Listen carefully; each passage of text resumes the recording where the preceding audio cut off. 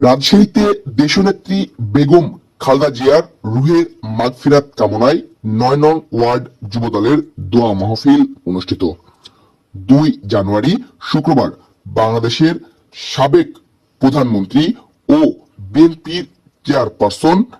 মরহুমা বেগম খালেদা জিয়ার রুহের মাগফিরাত কামনায় রাজশাহীর হুসনিগঞ্জ এলাকায় নগরীর ৯ নং ওয়ার্ড যুবদলের আয়োজনে রাজশাহী মহানগর ছাত্রদলের সাবেক যুগ্ম সাধারণ সম্পাদক মহিষুর রহমান লিওন, রাজশাহী মহানগর ছাত্রদলের সাবেক যুগ্ম সাধারণ সম্পাদক রুবেল হোসেন, রাজশাহী মহানগর ছাত্রদলের যুগ্ম সাধারণ সম্পাদক শাওন হোসেন, ৯ নং ওয়ার্ড যুবনেতা বসির উদ্দিন আশিকের উদ্যোগে এক দোয়া মাহফিল অনুষ্ঠিত হয়েছে। দোয়া মাহফিল অনুষ্ঠানে উপস্থিত ছিলেন রাজশাহী মহানগর বিএনপির সহসভাপতি আবুল কালাম আজাদ সুইট, রাজশাহী মহানগর যুবদলের সদস্য সচিব রফিকুল ইসলাম রবি,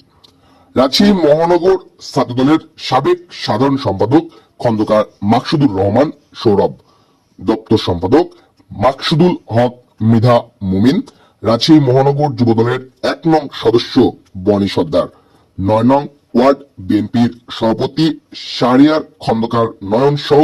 মহানগর বিএনপির অঙ্গ ও সহযোগী সংগঠনের নেতাকর্মীবৃন্দ।